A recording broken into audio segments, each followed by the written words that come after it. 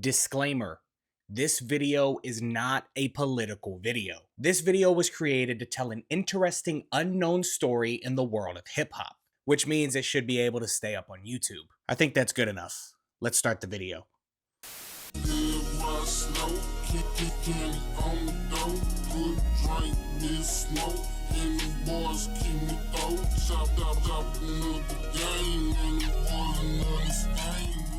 On October 28th, 2025, I visited my local record store to purchase 2 CDs from the legendary DJ.SCREW. And while I've listened to a lot of Screw's work in my life, these 2 CDs were special for a different reason. These 2 CDs have a very interesting story behind them that doesn't seem to be known by the general public. And that is that these 2 CDs feature a rapper named Big Floyd. And Big Floyd is actually George Floyd. Anyone who doesn't know the Houston music scene probably won't believe what I just said, but I assure you it's true. George Floyd was actually a member of a legendary rap group and even worked closely with one of the most legendary DJs of all time. And today, I'm going to walk you guys through the untold story of George Floyd's rap career. So we're going to skip the obligatory "Who is George Floyd" section because if you clicked on this video, you already know who George Floyd is. So instead, I'm going to explain to you guys another Houston music legend.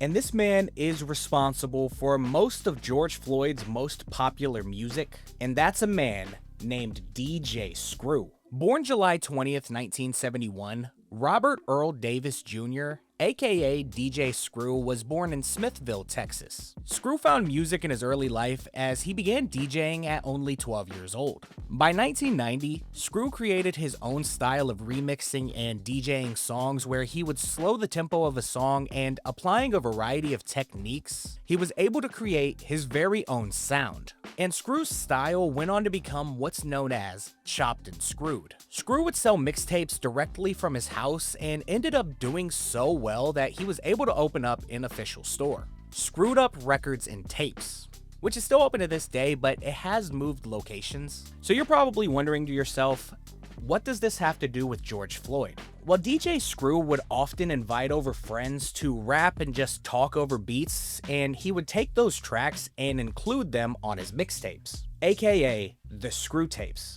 And in turn, this started a rap collective named the Screwed Up Clique, which featured many different members, and one of these members just so happened to be Big Floyd. Appearing on several songs for Screw, these songs are titled "Sitting on Top of the World," "Cocktails," "Tired of Ballin'," and "The Party Don't Stop," as well as some other random freestyle tracks. Now, what's most surprising to me upon listening to these tracks is that bro was actually kinda good with it. Some people won't be able to appreciate the slowed Houston feel, but I was actually kind of vibing with him. So George continued his pursuit of music during this time. However, mostly anything from the career of Big Floyd has never been archived online. But the silver lining to that is that there's probably Big Floyd content out there which is just waiting to be discovered. The only other known album that Big Floyd ever worked on was the 2000 album Block Party by the Presidential PLAYAS, another Houston group with not too much information available online, outside of some Discogs pages and the original Presidential Records still selling the official CD to this very day. And when you look on the cover, you can see that the last name listed is Big Floyd. Now, the Presidential PLAYAS album isn't what Big Floyd is known for at all, and practically the only thing that Big Floyd ever had going for him in his music career was his connection to DJ.SCREW. More or less, that's really the only claim to fame he had, and sadly, in November of 2000, that would go away. As on November 16th, 2000, DJ.SCREW was found dead in his recording studio. Now, coroner reports stated that the passing was due to a combination of substances, most notably codeine. Screw's passing shook the Houston music scene, and even today, he's considered one of the most important figures to the Houston scene. There are tons of famous rappers who have some sort of connection to Screw, and there are countless more that have been inspired by his work. However, with the passing of Screw, Big Floyd no longer had his main platform for gaining attention as a rapper. So after the release of Presidential Playas, Big Floyd's career as a rapper was pretty much over.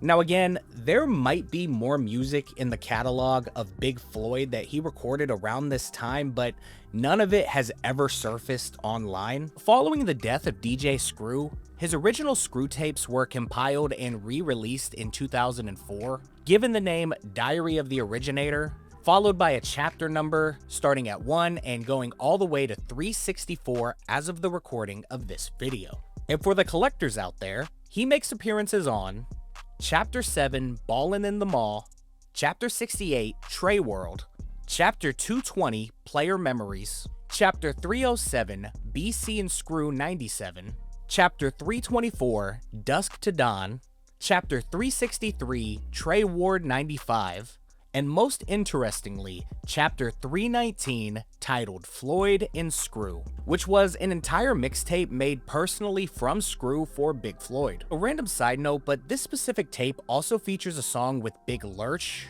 another Texas-based rapper with an insane story of his own, which I covered in this video, which is on my channel right now. So if you look, freestyle at the end featuring Big Floyd, and then on this one, it's, where is it? It's the sugar-free freestyle. Yeah, there's the actual CD. This is Chapter 220. And then here's the other one. This is Chapter 319. There's actually a couple other chapters he's a part of. These Diary of the Originator CDs have become highly sought after for collectors and recently were re-released to celebrate 20 years of DJ Screw. And in the process, effectively re-released Big Floyd's music and put Big Floyd's songs back into stores. And you can find them all online, including the official Screwed Up Records and Tapes online store. So we've talked about Floyd as a rapper, but I also think it's important for us to highlight how the Houston hip-hop scene responded to Floyd's passing. Since despite him moving to Minneapolis, it's obvious how much of a connection he had to Houston's hip-hop scene. Now, the ways that some mainstream rappers mourned and responded to the death of Floyd has been covered extensively online, so I wanted to focus on how the Houston scene specifically reacted, such as how Screwed Up Records reacted to it, who faced an influx of new visitors who were trying to get any of the mixes which featured Big Floyd. They also released some memorial shirts to help raise money for Floyd's family. As for how different musicians reacted to the death of Floyd, there are tons of posts and videos online that you can find of people talking about Big Floyd.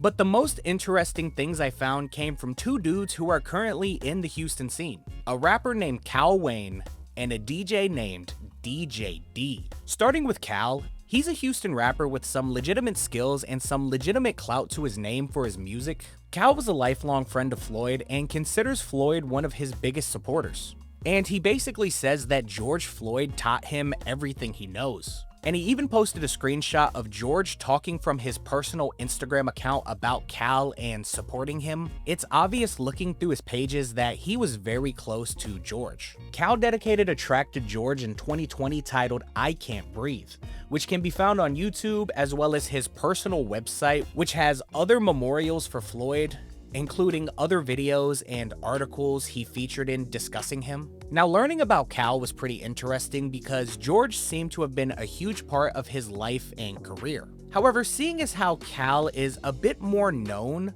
I wanted to see if I could find anything a bit more underground, and that's when I came across DJ.D.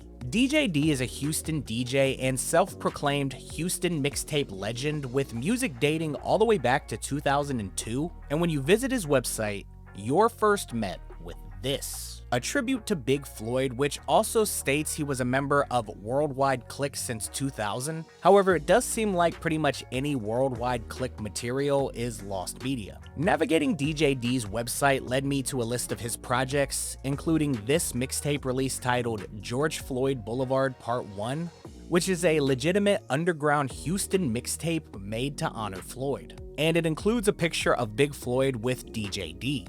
The website also featured this song titled Let Me Be Great, which actually featured George Floyd, which shocked me because this song has not been mentioned, as far as I could tell at least, anywhere online. And actually, D has a few songs with Big Floyd which aren't mentioned on Discogs and stuff like that, so it only goes to show that there really probably is lost Big Floyd music out there. There's tons of other connections between George and the Houston music scene, such as his appearances in tons of music videos, such as this Scarface music video for his song Fuck You Too, which features Floyd in the background. And I'd also be remiss if I didn't mention how some people have theorized that Big Floyd might have known another popular rapper online, a certain rapper who is best known for having over 1,500 albums to his name. That's right, I'm talking about Viper.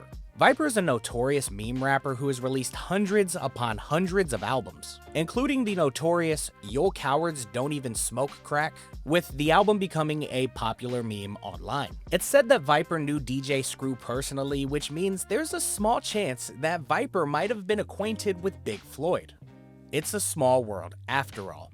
And with that, I really want to reiterate that I'm not making this video to be political in any way, and for the most part, I'm really only making this video because it's an interesting story in hip-hop which isn't known to the general public. But I also made this video to ensure that this story has a chance of being told at least one time without it getting clouded by the obvious political stances that get made anytime George Floyd is brought up. Not to mention the obsession of George in memes, which is worldwide at this point, some of which I plan to explore more in depth on my channel soon. But for now, I kinda know what this story can and will probably turn into. So for that, I feel kind of bad. But at the same time, this video ensures that it can be told at least once without bias, so yeah, I don't know.